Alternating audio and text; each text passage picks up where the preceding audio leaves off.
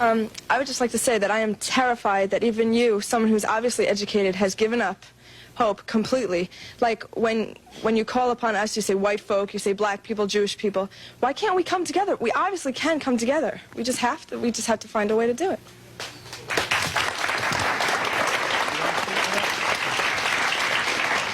The desire is good, but the reality is the total opposite of your desire. And unfortunately, as a young lady, you are not in the position of power to make the decisions to make America work.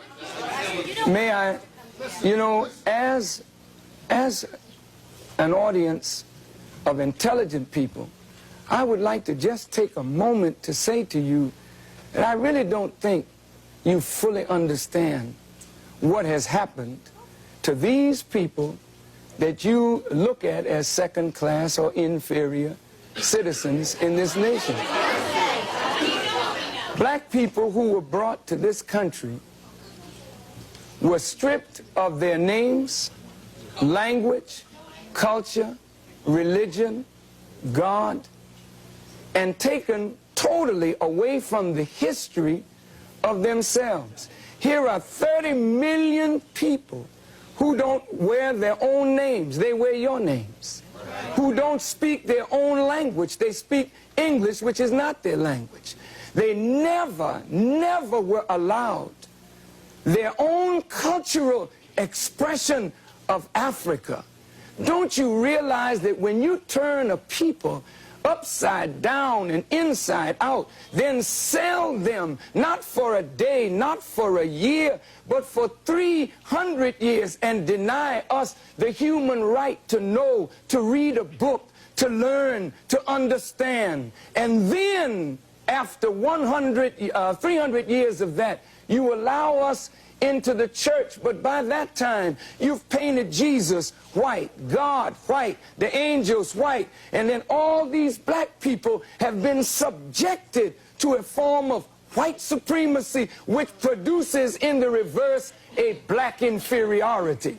And this is fulfilling what Jesus said, as a man thinketh, so is he. And as long as our people think the way they think, we will never be able to do what we as a people should do to correct our condition. Excuse me, I was brought up in, quote, Bedford-Stuyvesant in my time.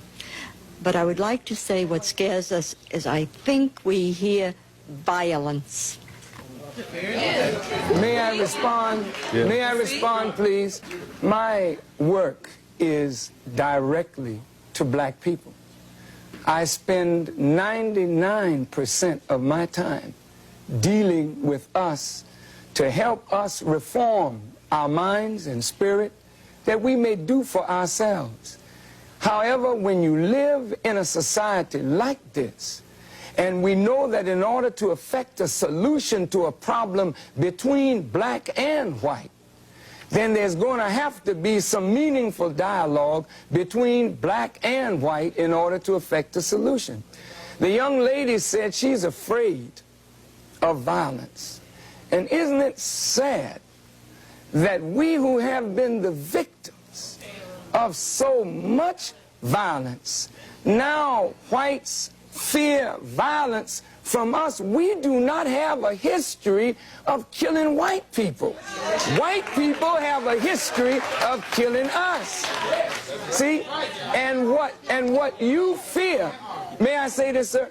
What you fear, and it's a deep guilt thing, that white folks suffer. You are afraid that if we ever come to power, we will do to you and your fathers what you and your people have done to us. And I think you are judging us by the state of your own mind, and that is not necessarily the mind of black people.